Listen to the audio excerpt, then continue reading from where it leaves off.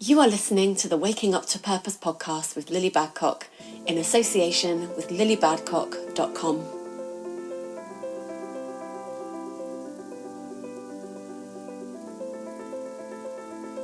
What if every challenge you've ever faced was for a purpose? What if every perceived failure was in fact you stepping ever closer to the life you were born to live? I'm Lily Badcock, and I'm here to let you know that you were born with a divine purpose in your heart. And you're here because you know that's true. The process of awakening can be tough. Fired up and inspired one minute and then overwhelmed and lost the next.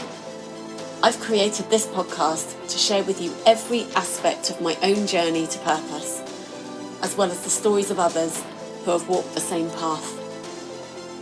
Fear and doubt can place a lot of uncertainty in our minds, but here's what's true. You are needed. Your story matters. Wake up. Rise up. Together we can. Hi everybody, welcome back to the Waking Up to Purpose podcast. I am joined today by the very beautiful Maya Riaz, and Maya has such an awesome mission. And I'm going to get into it with you actually, Maya, straight off the bat, because I'm interested to know how much of this you feel is connected to your soul purpose and how this has all come about. But the conversation we're going to be having today, I think, is very, very relevant. It was always going to be relevant, but in light of the situation that we now find ourselves in, even this week, with all of the conversations around racism that are up in the press and everything that's kicking off online, I think this is the perfect time to have this conversation to get the ball rolling. So for everybody listening, Maya Riaz is, what's your title? What would you say your title is or was? My title's quite fancy. It's Celebrity Manager and PR to the Stars, because it says what it does on the tin, I guess. I understand it's quite a fancy title. But it's not as glamorous as it sounds. So celebrity management, what that boils down to is I look after the reputation of some household names from the world of TV, showbiz and business. Yeah. And I imagine that you, because you are the person that looks after these people, then you see all the sides of the coin when it comes to how these human beings, because that's what they are, and I think that's what people forget, you see how these human beings are sometimes treated. And I know that there's a very real reason why you've taken the direction in your work that you've recently taken, and we can get into that. But the conversation that we're here to have today is to really highlight the issue of online trolling. And I think the bigger issue beyond that is really just how human beings are treating each other in the world right now, and the negative impact that social media has had on that. Because there's a great side to social media, which is the connection and the fact that, like, we've connected thanks to social media. And, you know, so many of my favorite people in the world I've connected with thanks to social media, and they live, you know, all around the world, in Australia, America, and these are human beings that I would never have met had it not been for the power of that. So that's the great side of it. But the dark side of it is that behind a keyboard, people forget that they're dealing with humans. They seem to forget that, you know, everybody is going through some kind of struggle, some kind of issue, that they forget that it's a human being on the other side of it. And I think there's obviously, troll by definition, I think, is, from my understanding, is somebody that goes online and deliberately writes horrible things on a post to create some kind of like lashback, you know. Like a troll is someone who will deliberately go out there and make a horrible joke or post a horrible meme and say the thing that you really shouldn't say. But actually, there are so many shades of it beyond that. And I think if everyone's honest, we've all been guilty of being a keyboard warrior at some point, because it's so easy just to snap back and write an opinion on social media to a name on a page where you don't know who that person is, you know you're never going to see them, and there's no thought that goes into it. And so it's a huge conversation, it's a huge topic, and we've already spoken about the fact that this is probably going to go on and be like a series, that we're not just going to be able to nail this in one episode. But I really want to hear your story today. I know that you have some really important messages to put out, and a very important message to get across to everybody who's listening. And so that's going to be the focus of today. So up until recently, you were a celebrity manager and PR to the stars. So tell us a little bit about what that involved, and then tell us why that has changed, what has changed, and why has it changed, and just give us the background in that. So I've been doing the job I have for about 15 years. I fell into it, and I started out as working in PR. With PR comes PR to well-known people, so famous people and celebrities. I started working with business clients who were well-known on Dragon's Den, and then on the back of that it led to working with the Apprentice candidates from the BBC series here in the UK. It was very fun. However, due to the nature of the work, I never needed to promote myself. It was my clients who would promote me. So I'd have more and more high profile clients. So this wasn't something I went to uni to do, teaching, primary teaching. So this wasn't a career option for me. I literally fell into it and went in the direction it was leading me to. So from PR, we couldn't do a few things that we wanted to, because it always comes down to the person's management. And then one day it was like, well, why don't we do management as well? Like, how hard could it be? It wasn't that hard to get into doing PR. And ultimately, it's your client that tells you what to do. And so I've never done my own PR. So I've always refused going on to TV shows like Good Morning Britain or Sky News to do newspaper reviews, because having worked in the industry, I value my privacy. I don't want to go to Waitrose and people say, oh, that's me, you look after so-and-so. I mean, I get it bad enough on Twitter, people follow me because they see my handle on other people's bios, and fame has never appealed to me. What I found I have been good at is protecting people in the limelight or driving them forward. So when people see my job, they think all I do is push people into the limelight. As much as I do that, I'm a gatekeeper. I keep the press away. I protect them. So when a news story breaks, a news agent, a news journalist would come to me rather than go to the client directly. So there's that protection.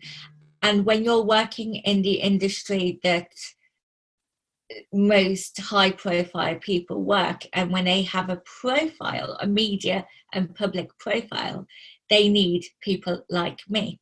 So if we think about, and I think it's really useful for your listeners to know, that celebrities, the high profile ones, will have a team around them.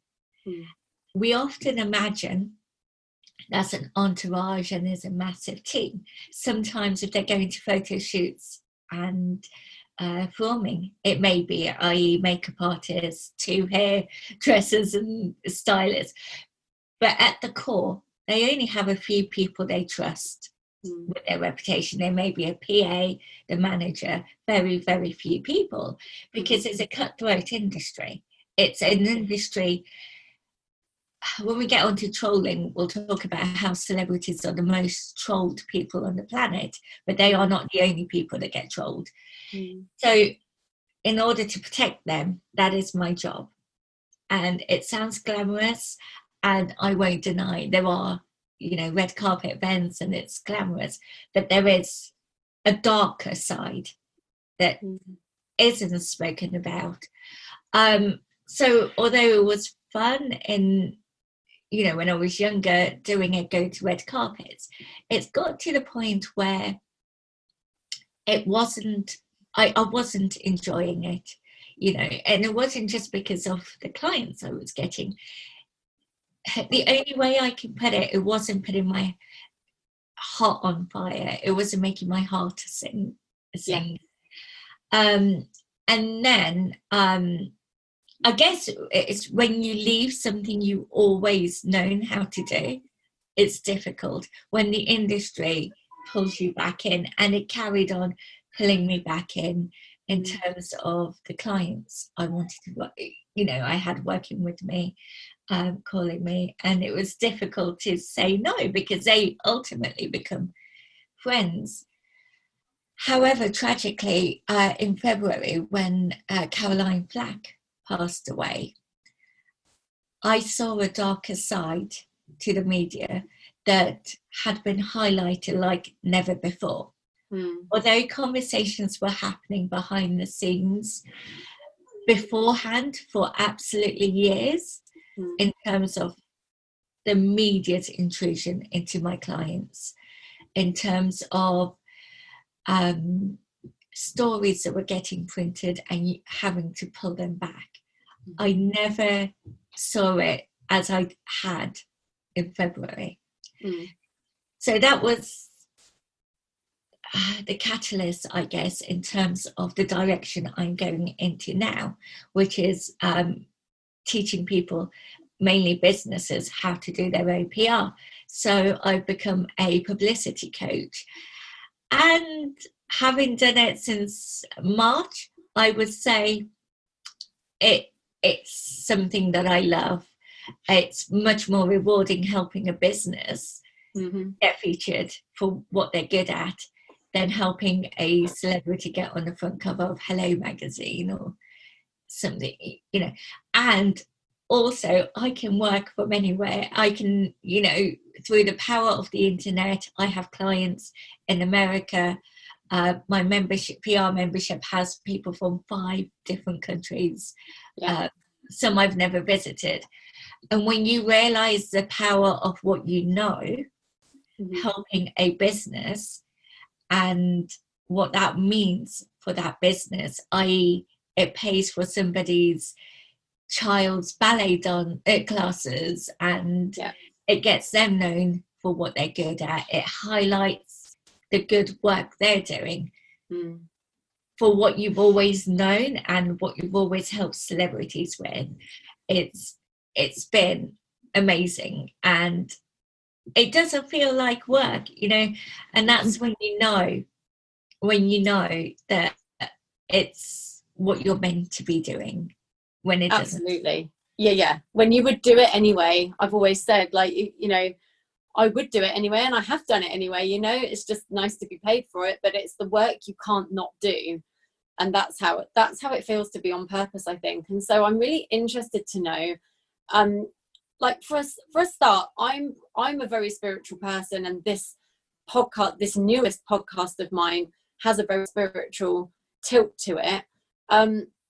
But would you say that do you feel spiritual about it? Does it feel like a spiritual thing, or does it feel like you've just kind of bumbled your way? Like you said, you fell into PR, and then this kind, you know, because I think for a lot of people, it maybe isn't a spiritual thing, and that's absolutely fine. I think it, you know, it doesn't need to be put in that light.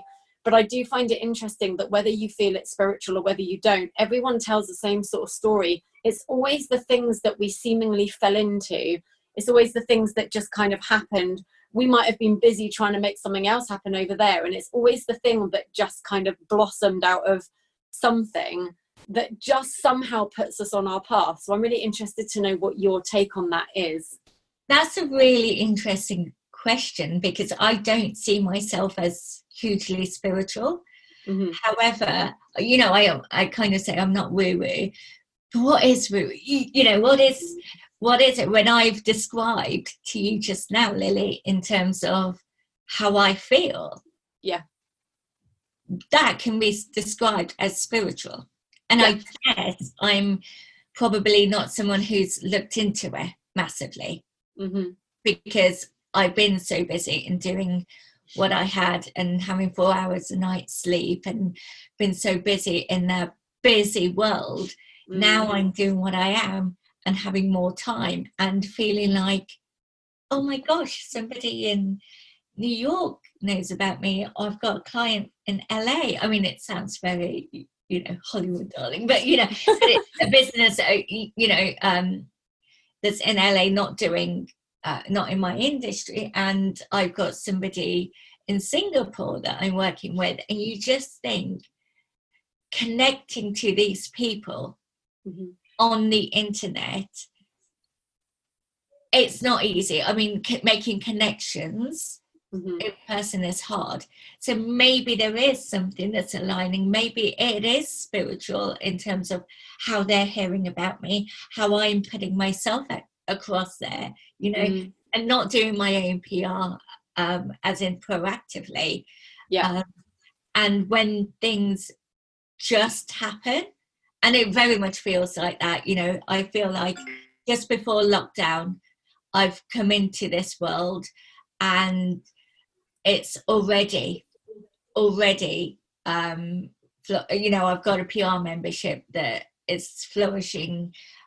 Does that just happen? To what point? I mean, it's no way am I being arrogant thinking, of course it will, it's very new to me. So in that terms, it's getting me more. So as I'm on this journey, and that's again another word, journey. Yeah.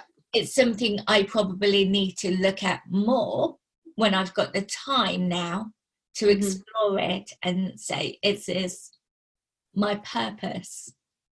Yeah, I just think I'm really interested in that, because I think a lot of people, when they hear me talking about purpose, it immediately has a bit of a spiritual connotation. And I'm the reason I wanted to highlight that is because I think if anybody's listening who's thinking, well, I'm not spiritual, so does that mean I don't have a purpose? That's the exact point. It doesn't matter. It doesn't matter if you meditate or journal or pray to a god, or if you've never done those things. My belief is every single human being is here for a purpose, that the path we're sent down is for a purpose, and that all of the outcomes of that have a ripple effect as well and are for a purpose. And that it definitely, there's never anything anybody has to do before they can feel purposeful. So you don't have to become a spiritual person. You don't have to do the work of being a spiritual person before you get to live a purposeful life. And I think that maybe is a bit of a belief that some people have that would stop them from seeking what their purpose is. But I love that you hit the nail on the head. You just said it is the thing that felt most flow to me. It's like, it's literally anything in your life that feels good and removing all of the things that don't feel so good. And really what you've done, realizing it or not, is incredibly brave. There are so many people, I think, who must be doing jobs that don't feel good, that they must be in industries that they don't really agree with. They must see things that aren't really aligned, and that they think, well, I don't really agree with that. And they feel like they have to stay stuck there. And what I love about you is you've just seen it and gone, yeah, no, that's not for me. I'm done. I'm going to follow my heart. And it's my wish that more people have the balls to do that, because, that is, to me, when you find your purpose, or when you find the work that allows you to feel purposeful, you can feel of value in the world.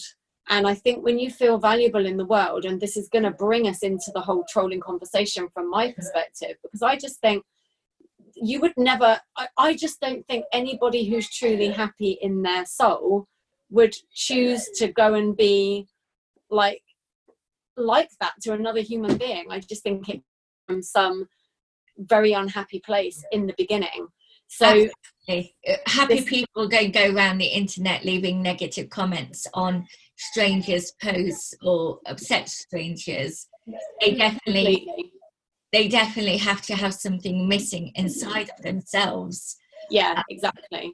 I don't feel like anybody that is truly happy in themselves would choose to do that. Now, that's not to say that people won't snap in anger or, say something they don't mean on a whim. That can definitely happen. But I think trolling feels a lot more calculated. Like why would anybody get joy out of causing a ruck? But you see it all the time. And I think, from my point of view, I'm on this mission to help as many people as possible feel purposeful in their life, not just so that they can survive. So if somebody comes at them with an accusation, they can know what's true in their heart. But also, it's my belief, and this might just be a bit idealistic, but I just think if everybody in the world understood their value, if everybody in the world understood that they get to live a life of purpose and that they can do the things that light them up, I just don't think we would have as much unrest and unhappiness as we have. Absolutely. And when I talk about it, and I do workshops called Screw the Trolls, because it's okay saying trolling is bad and it should be stopped, but it's such a complex topic. So when I look at from a celebrity's point of view, you know, I mean, I get trolls as well, and I used to collect trolls as a child. Now I collect them on the internet. You know, trolls. Yeah, with the hair. Yeah, but when you think about it from a celebrity's point of view, people are not seeing it as trolling. They want attention. When they leave a negative comment, there's two things that are happening. They want attention because then something in their life is not being fulfilled. They're not, you know, and you can bet your bottom dollar the person that's leaving negative comments either doesn't have a real profile photo or it isn't their real name. And if it is, they want to be highlighted, as in get some sort of attention. It's like a child misbehaving, being told off to get some sort of attention, not necessarily good attention. So that's magnified with the internet. Secondly, they don't actually think the celebrity reads there. And if they do, they don't actually think it impacts them. And we can get onto that in terms of how it impacts and the conversations I've had with clients. So when people think they are not being noticed, and the only way they can get noticed is by leaving a negative, harmful, dangerous comment, threats, whatever it may be. And then when you see the celebrity call them out, they disappear, or they grovel, or they come back to the said celebrity and say, that's bullying, how dare you, because their army of fans are then going after them and they're getting a taste of their own medicine. So I guess they're not, every action has a reaction. I've been brought up thinking that, learning that, being taught by my mum. The same applies on the internet. Every comment you leave, there is, especially a negative, there is a reaction to it. But we seem to think it's very easy to hide behind a keyboard, hide behind a screen, say whatever the heck we like, because something's happened. We've had an argument with our partner. We don't enjoy our job. So we come back from our 9 to 5. We sit in front of the TV for 4 hours watching somebody else's life rather than working on, like you said, living our own purpose. You know, there's a lot of people that are doing that side hustle, i.e. working towards their dream, living their dream, you know, from 5 to 9 after working the 9 to 5. You know, they're doing something positive, but people don't seem to realize how powerful you are. And we don't use our potential. We use less than 1% of our potential, but we get stuck in, because what does society teach us? It's go to school, go to college, go to university, get a job, get married, have children. That isn't the way for a lot of people. I went to university thinking I had to go to university. I had the best time of my life. I'm not doing what I did at university. I had a business before I went to university. A lot of my friends aren't doing what they went to university for.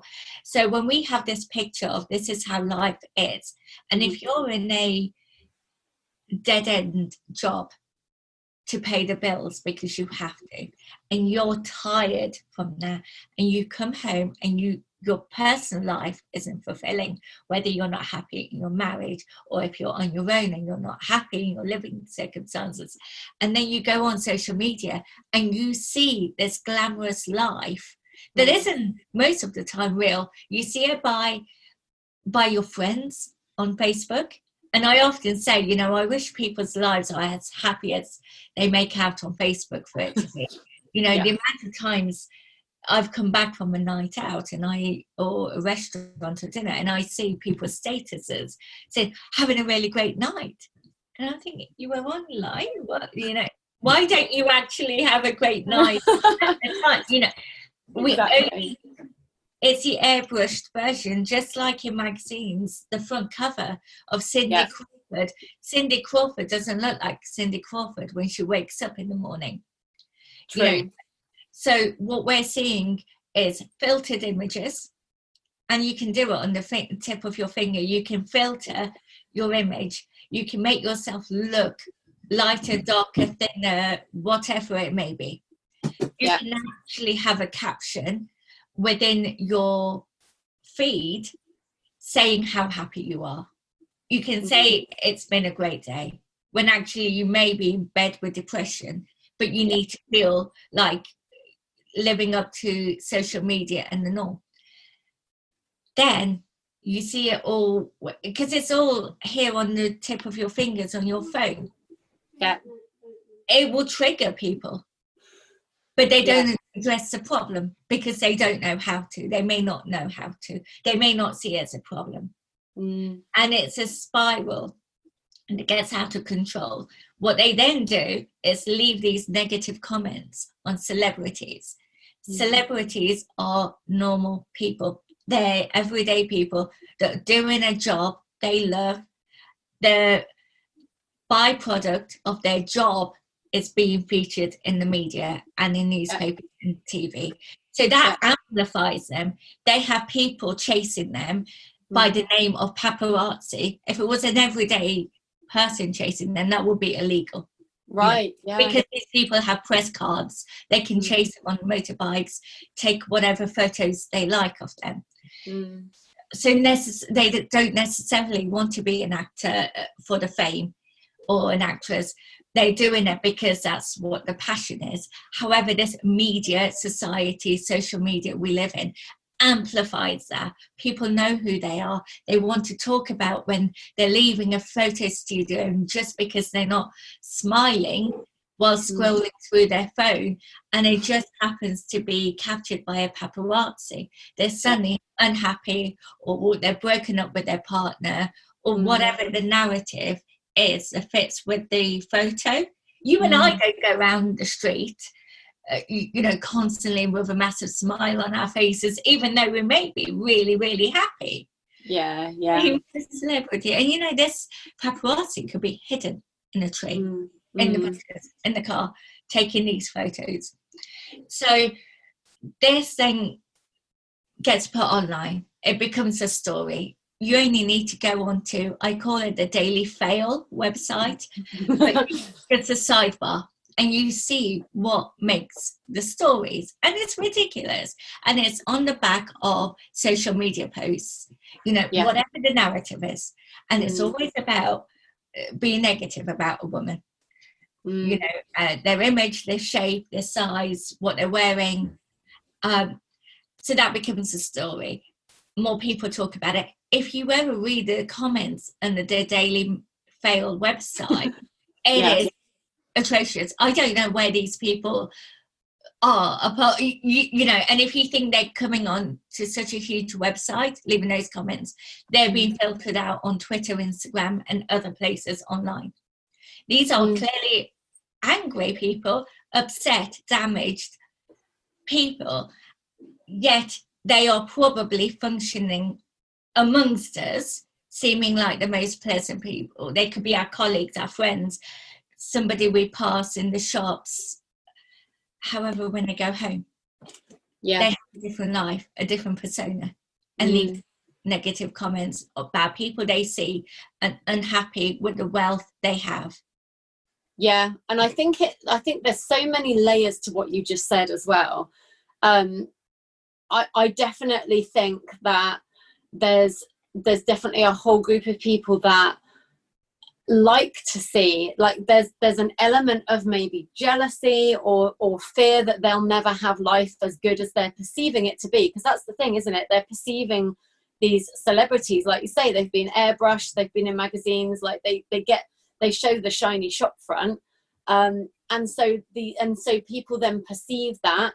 I think that the action then comes from fear that they'll never have that, definitely an element of jealousy, and so they actually seek out for when that person falls from grace. It seems like there are so many shows where the negative is highlighted and people tune in for that.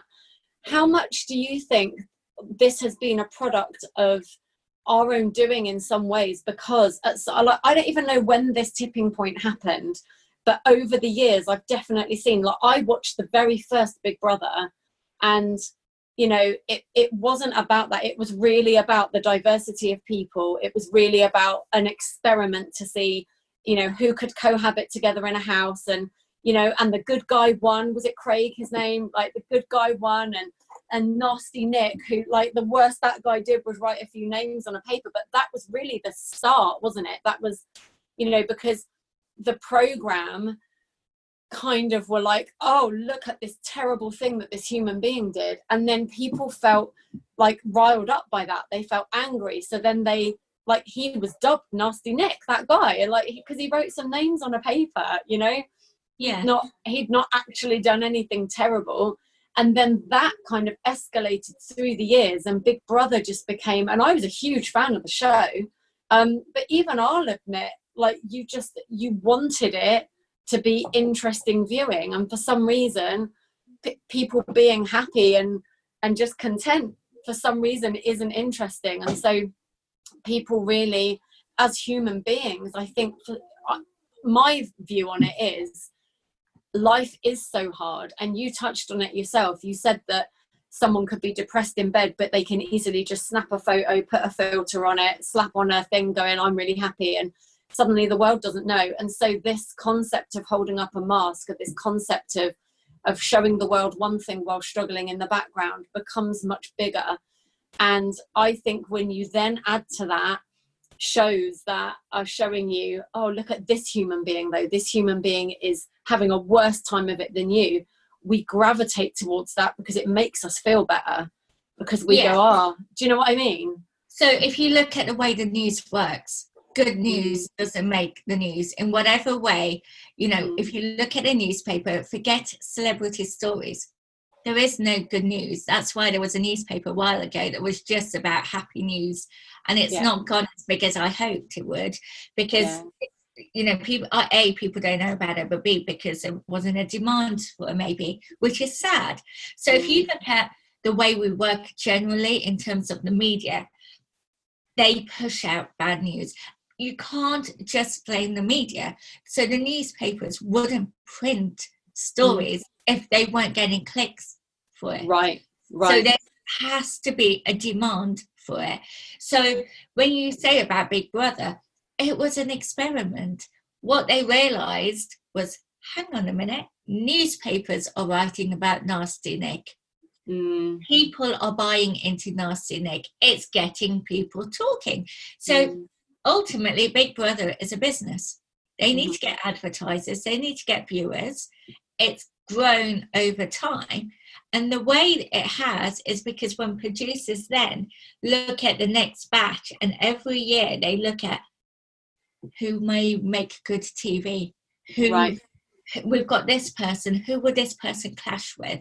You know, so when they have psychiatrists doing these assessments beforehand, yes, there is a welfare check. However, they also know what makes good story. So in terms of, I guess people and viewers don't believe what they don't see. That when they don't see a 24-hour episode turned into 1 hour, and there may be people stirring, it may just fit a particular narrative that feeds into the media. So if the Sun newspaper or the Mirror print a particular story, people will feed on the back of that. But also, when one newspaper prints a story, every other newspaper goes on the back of the same, regurgitates the same stuff. And this is what the TV producers are wanting. They are wanting people to talk about it. So they're clever people. They have PRs, making the story.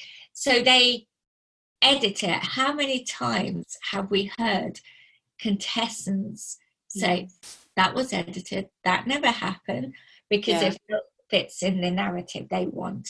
And because people don't see it, they don't see the editing, they're not in the editing suite seeing 24-hour long clips being cut into short 1-hour programs. They don't think it's happening. And when this is portrayed, you then see newspaper articles being written. Now what happens, even if you would never click on to the Mirror or the Daily Mail, it comes into your newsfeed because your friend has, and the algorithms work because, again, Facebook is a business. So if your friend's interested in someone's downfall, you're going to be interested in the same downfall. And when these headlines are written, just like in magazines, you will never see a headline written and it will actually be the story. It will be a shocking clickbait headline, and then it's got nothing to say because you need to click on it, and you need to click on it because they've got XYZ people advertising, and they need to show that they're worth their money for big companies to advertise with them. But people don't see it that way. And what they don't realise, this story is about people's lives.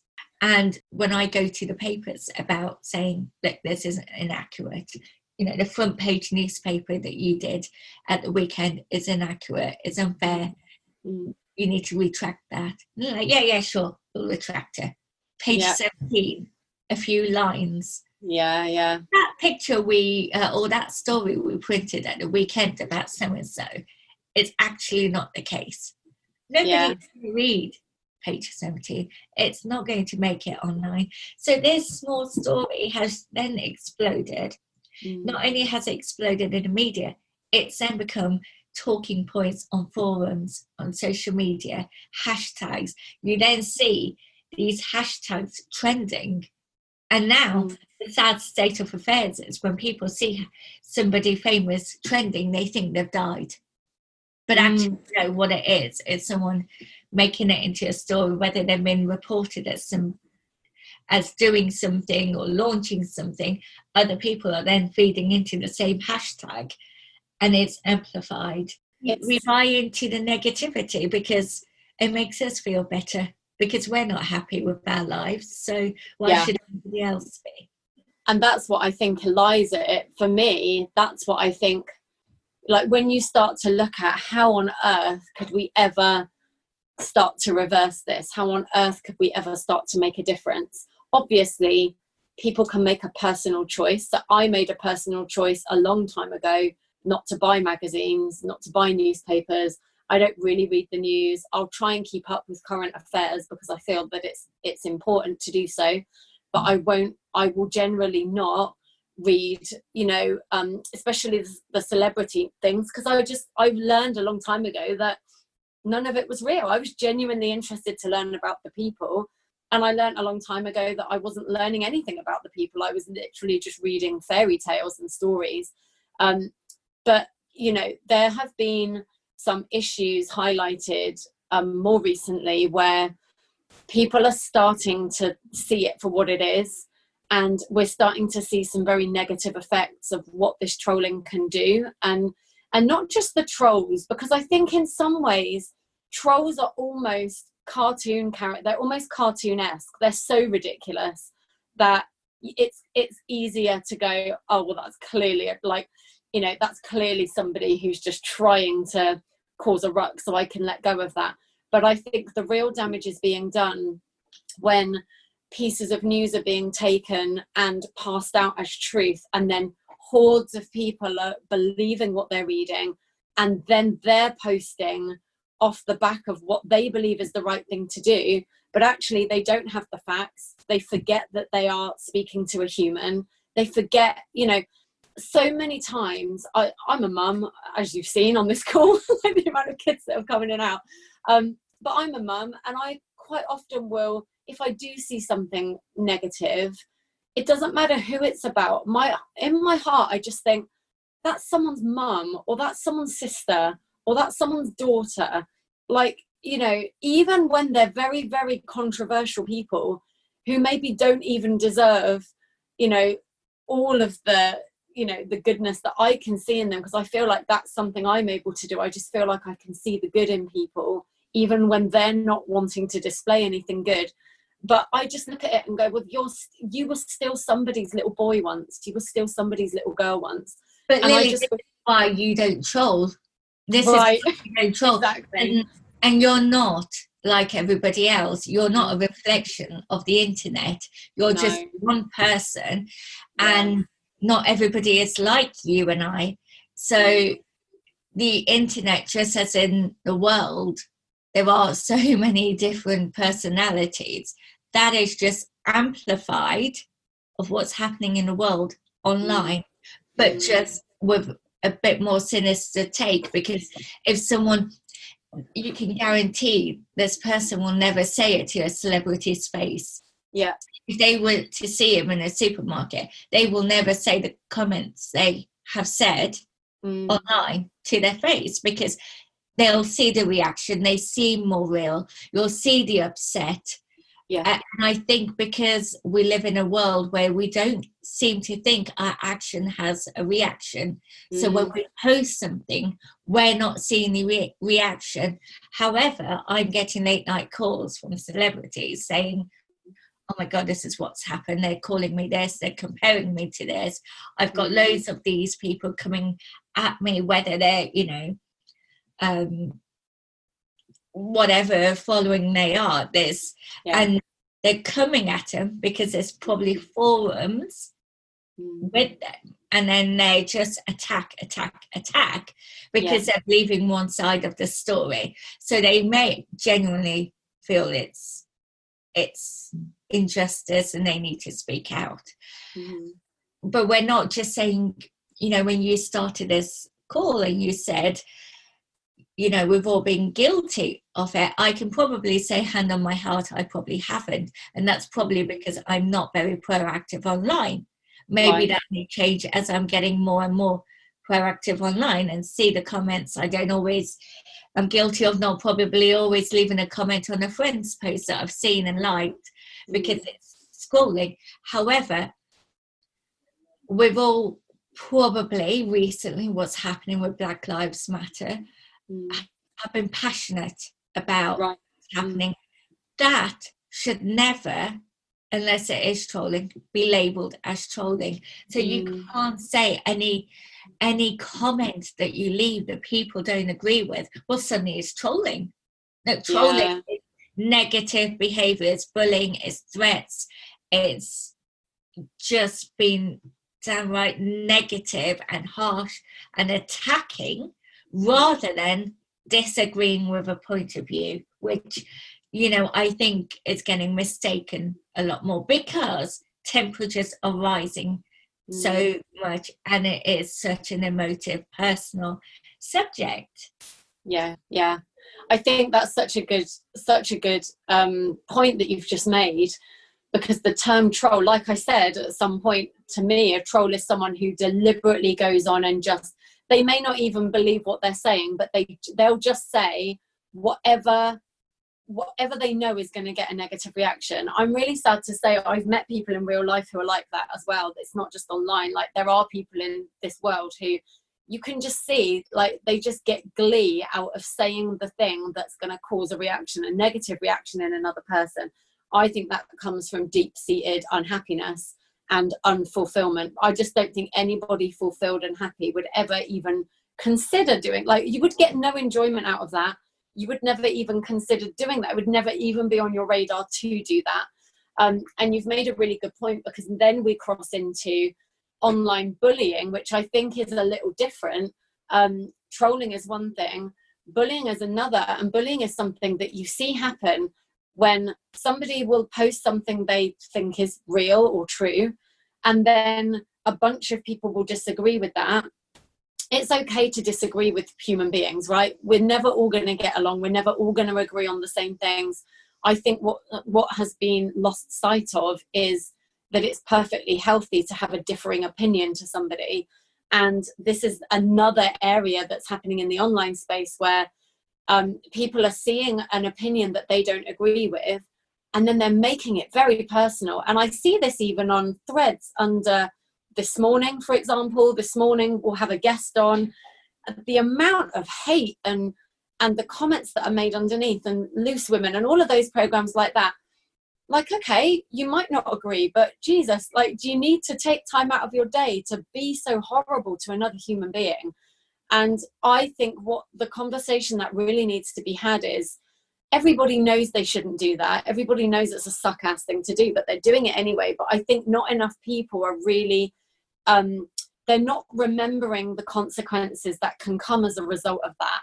And, you know, you mentioned Caroline Flack back at the top of the call, who tragically took her own life. And that was after a whole shit show of things in the media and online, and really an example of what we're talking about, where people were taking by social media. Yeah, right.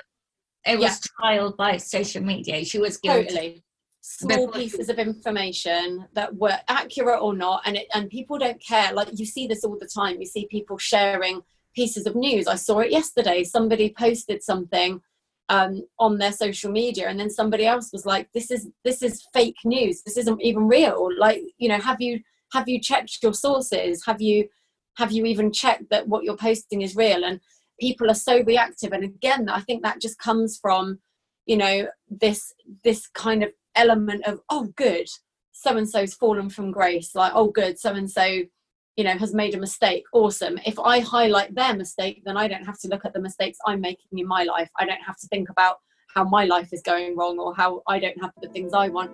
And it's having a very detrimental effect. This was such an epic conversation with Maya that we decided to split this episode into 2 parts. So this is the end of part 1. So go ahead now, go and find part 2, and we'll carry the conversation on over there. See you there.